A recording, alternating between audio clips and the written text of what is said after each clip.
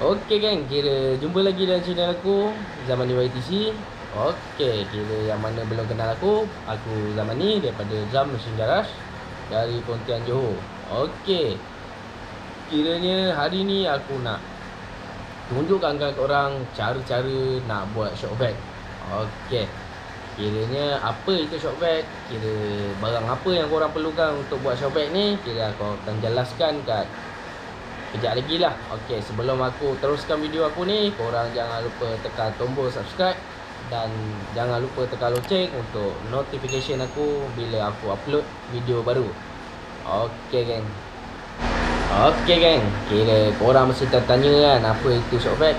Okey, kiranya shock vac ni kira bila korang buat suatu kerja, kiranya buat kerja spray ke, sandblasting ke, ataupun buat kerja kayu, kiranya dia akan jadi kat kawasan korang buat kerja tu, dia akan jadi berhabuk ataupun berdebu. Okey, kiranya shock vac ni dia punya tujuan dia untuk sedut habuk daripada kawasan korang buat kerja tu, untuk masuklah kira habuk yang bersepar tu dia akan sedut lah. Jadinya sekarang aku buat shock vac ni untuk sandblasting aku. Kiranya bila aku run sandblasting aku dalam kawasan kabinet tu, dalam kabinet tu dia jadi berhabuk lah senang cerita. Okey, kiranya untuk hilang habuk tu aku perlukan shock vac lah. Dalam video aku sebelum ni aku ada tunjukkan cara nak hilangkan debu. Kiranya aku buat direct saja ke aku punya vacuum, kiranya dia jadi masalah lah. Vacuum aku tu berlambak sangat habuk. Jadi setiap kali aku nak run, aku perlu cuci vacuum aku tu lah. Kita tembak angin untuk cuci filter tu, jadinya dia jadi masalah kat situ. Kiranya aku pakai je, mesti setiap kali dalam 15 minit aku akan kena bersihkan lah vacuum aku tu. Kiranya aku buat sistem shock vac ni untuk daripada habuk yang dari sandblasting aku, kiranya dia akan duduk setempat lah. Kira dia tak masuk dalam aku punya vacuum. Okey kan. Okey kan, kira korang perlukan apa untuk buat shock vac ni? Okey, benda pertama yang korang kena ada ialah dust collector lah. Okey, ini ialah nama dia, dust collector. Kiranya korang boleh cari kat Shopee ataupun tak kisahlah di mana saja, Huawei pun ada. Jadinya harga dia dalam lebih kurang RM60 ke atas lah. Okey, kiranya korang jangan tanya aku kenapa harga dia mahal. Aku pun tak tahu kenapa harga ni mahal sangat dust collector ni. Okey, jadi barang kedua ialah korang perlukan pipe 32mm. Jadinya pipe ni korang tak perlu ikut aku. Kalau andai kata korang punya dust collector sama dengan aku, korang boleh follow aku punya size PVC ni. Jadinya kalau berbeza size, korang perlu cari size yang tepat lah untuk korang punya dust collector. Kira macam aku punya memang ngam, jadinya aku pakai 30mm je. Okey, kira barang ketiga korang perlukan kira ialah sealer lah. Okey, kira ni sealer lah untuk korang biasa buat bumbung kan, nak gam atap. Jadinya ini ialah untuk gam kita punya dust collector. Okey, kira yang terakhir korang perlukan baldi untuk habuk. Kira tong ni kira korang nak buat simpan habuk lah kat dalam ni. Jadinya bila kita sedut habuk daripada dust collector ni, dia akan running kat kawasan dust collector ni dan akan masuk ke dalam tong ni lah. Kira habuk korang akan jatuh ke tong ni, bukan ke vacuum. Okey, kira vacuum pun korang perlukan untuk shock vac ni. Kalau tak ada vacuum, macam mana angin nak sedut? Kiranya dust collector ni tak boleh run lah sebenarnya. Okey kan. Okey kan, kiranya macam mana kita nak buat shock vac ni? Okey, kira benda pertama korang perlu buat ialah korang perlu buat kawasan penutup tong ni, korang buat lubang lah. Okey, kira lubang ni apa fungsi dia? Okay, kira lubang ni ialah kita nak letak dust collector ni atas penutup ni lah. Okey, kira korang boleh tengok, kita akan letak dust collector ni ke atas penutup dia. Jadinya supaya bila dia start running, habuk dia jalan kat sini, dia akan jatuh terus ke baldi lah.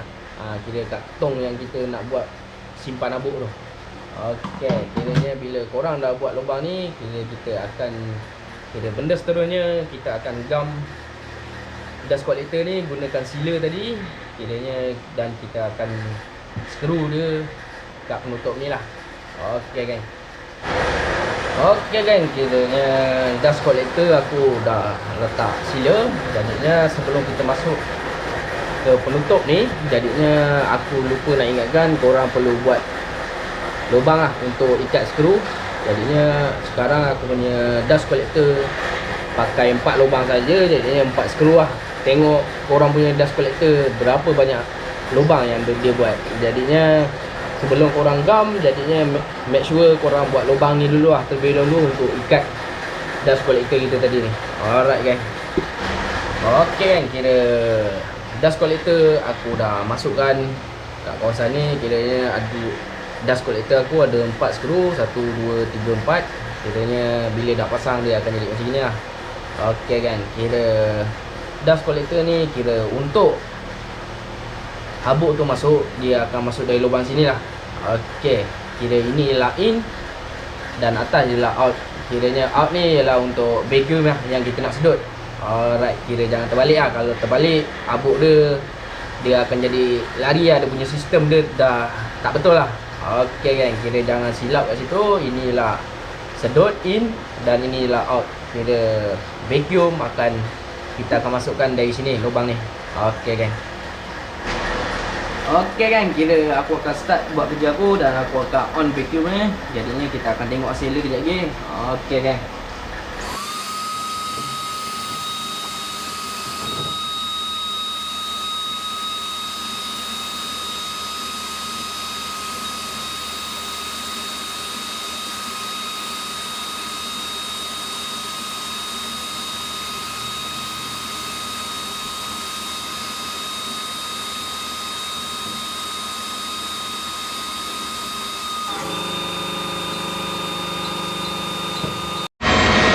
Okey geng, kira sekarang vacuum aku on. Kiranya aku akan tembak je lah 19 string aku. Jadi ni korang boleh tengok.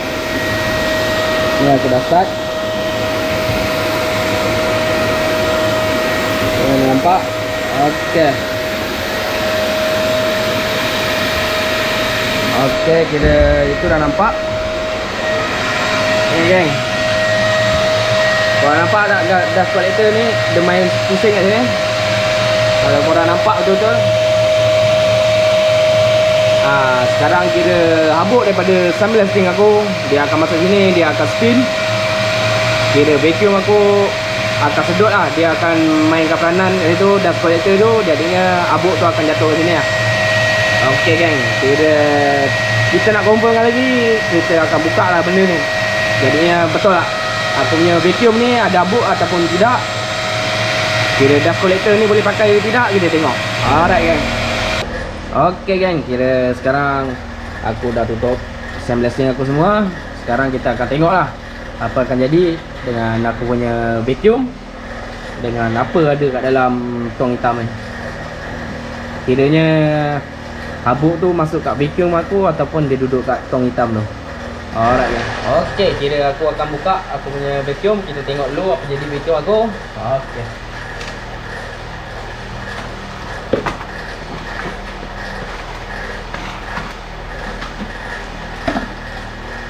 Jadinya dalam vacuum aku kosong.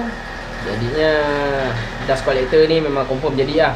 Kira aku tak perlu lagi nak tembak angin setiap kali dalam 15 minit, sebab aku tak buat direct sekarang. Okey, sekarang vacuum aku pas.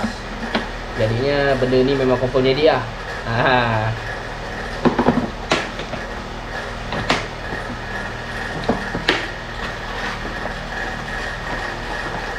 Okey, sekarang kita confirmkan kat dalam baldi ni pula. Okey.